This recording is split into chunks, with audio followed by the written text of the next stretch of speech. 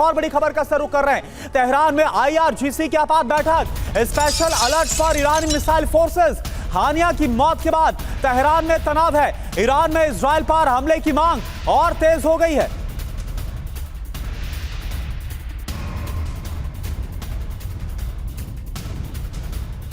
और चलिए अब आपको बताते हैं उस सीक्रेट मिशन के बारे में जिसके तहत हानिया 10 सेकंड के अंदर खत्म हो गया, उसका अंत हो गया। तो आसमान से आई खामोश मौत। पहला तथ्य क्या है कि ड्रोन से रॉकेट फायर किया गया हानिया के उस बिल्डिंग में जहां पर वो मौजूद था। दूसरा, हानिया कमरे में सोया हुआ था जब ये अटैक किया गया, जब ये मिसाइल लॉन्च किया गया और कमरे की खिड़की से सटीक निशाना लगाया गया हानिया के ऊपर। बिल्कुल। और तीसरी अगली बात अगर हम बात करें तो इराक में जहां पर प्रॉक्सीज है ईरान के और तेहरान जहां पर इस हमले को अंजाम दिया गया, वो इस वक्त हम आपको दिखा रहे हैं। 300 मील दूर जाकर इस हमले को अंजाम दिया गया है और किस तरह से जो तमाम कमांडोज है वो काम नहीं आ पाए। हाई सिक्योरिटी जोन ठहरा रखा था इस्माइल हानिया को, लेकिन आप समझिए 150 कमांडोज इस्माइल हानिया को लगातार गार्ड कर रहे थे, पहरा दे रहे थे। महज 10 सेकंड के अंदर हानिया का काम तमाम हो गया। हानिया का कमरा मलबे में तब्दील हो गया। 150 फीट की दूरी पर था राष्ट्रपति आवास से हानिया का ठिकाना जहां पर इस हमले को अंजाम दिया गया। और यही वजह है राजेश कुमार सर कि जो ईरान है उसने अपनी साख पर ले लिया इतने हाई सिक्योरिटी जोन पर। अगर इजराइल ने हमला किया, क्योंकि उसने क्लेम नहीं किया अभी तक, अगर उसने हमला किया, अगर इसको अंजाम दिया गया तो उसने अपनी साख पर लिया गया है। जब साख पर बट्टा लगता हुआ नजर आ रहा है तो क्या जो रुख है वो देखने को मिल सकता है, कैसा हमला वो बोल सकता है। ज़रूर। देखिए, साख पे तो हमला हुआ ही है, लेकिन मैं ये कहना चाहूँगा कि आप देखिए कि इतने हाई सिक्योरिटी जोन में बिल्कुल राष्ट्रपति निवास के पास उन्होंने ऐसा हमला किया है। और अभी तक ड्रोन से हुआ है या किसी दूसरी मिसाइल से हुआ है, इसकी पुष्टि जो है इसको करने में थोड़ा सा समय लगेगा। लेकिन जो जिस हिसाब से वो मिसाइल से अटैक किया गया है, मेरे हिसाब से उसके लिए ईरान के अंदर सोर्सेज होना बहुत जरूरी है। इतनी आसानी से आप इतने हाई सिक्योरिटी जोन में तो आप ये कह रहे हैं कि टारगेटिंग करेंगे, तो आप ये कह रहे हैं कि कोई इंटरनल जो है सोर्स ऑफ इंफॉर्मेशन रहा है जिसने ये सारा कुछ बहुत ही सटीक बताया। संजय भारद्वाज सर, अब सवाल यह होता है कि इस पूरी घटना के बाद मिडिल ईस्ट और दुनिया कितनी बदल गई है?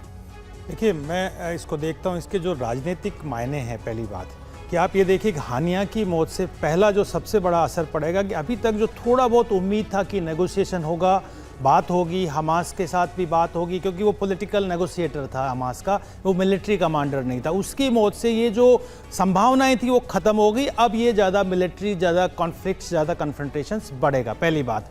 दूसरी बात कि जो थोड़ा बहुत खतरा इजराइल के नेतन्याहू पे था, मुझे लगता है कि नेतन्याहू को एक बहुत बड़ा रिलीफ है कि हमने हानिया को मार के हमने बदला ले लिया है जो 7 अक्टूबर को हुआ।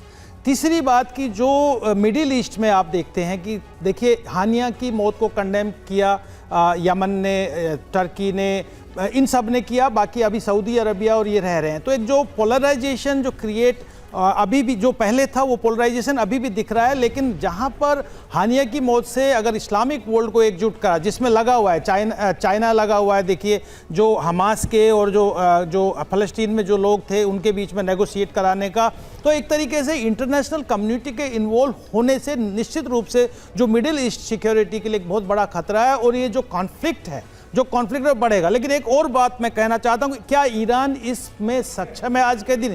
क्योंकि जो नया प्रधानमंत्री बना है वो मॉडरेटर है, और वो इकोनॉमिकली वो कंसर्न है, और इकोनॉमिक क्योंकि सैंक्शंस है ईरान पे, तो सैंक्शंस है तो उसमें यूरोप के साथ नेगोशिएट करना चाहेगा। तो क्या ईरान इतना बड़ा खतरा इजराइल के साथ में लेगा, रिटेलिएट करेगा, जो कि इसको इकोनॉमिकली वाइबल होगा? ये एक बहुत बड़ा सवाल है। तो इन सब स्थिति को देखते हुए मुझे नहीं लगता कि कोई बहुत बड़ा कॉन्फ्लिक्ट होने वाला है। निश्चित रूप से ये जो ऑनगोइंग कॉन्फ्लिक्ट है ये कंटिन्यू रहेगा, और जब तक रहेगा जब तक यूएस में इलेक्शन है, पहली बात। और दूसरी बात, जब तक ये जो मिलिट्री पोलराइजेशन हो रहा है अक्रॉस द वर्ल्ड, जिसमें आप जैसे आपने देखा रशियन डिप्टी प्राइम मिनिस्टर का स्टेटमेंट आया कि ये युद्ध ही एकमात्र रास्ता है, जो कि दूसरा वर्ल्ड जो है ग्लोबल साउथ है, जिसमें इंडिया कहते हैं कि नहीं पीसफुल नेगोशिएशन एक रास्ता है। तो ये पोलराइजेशन जो वर्ल्ड वाइड हो रहा है, ये ठीक है, यानी जो मौजूदा राष्ट्रपति है पेजेश्कियान, उनका जो थोड़ा सा लिबरल रुख कहा जाता है या फिर कहें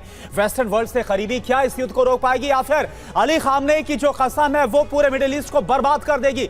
इसी पर हम बात कर रहे हैं। एक और बड़ी खबर आपको बताएं, हानिया का अंत क्या मिडिल ईस्ट विध्वंस का प्रारंभ है? यह खबर है। सवाल इसलिए ये उठ रहा है क्योंकि अब ईरान सीधे जंग में उतर सकता है इजराइल के खिलाफ। ईरान ने भी इसके मजबूत संकेत दिए हैं कि वो कुछ बड़ा प्लान बना रहा है। ईरान ये साफ तौर पर कह रहा है कि उसके मेहमान का मर्डर हुआ, इसकी भारी कीमत इजराइल को चुकानी होगी।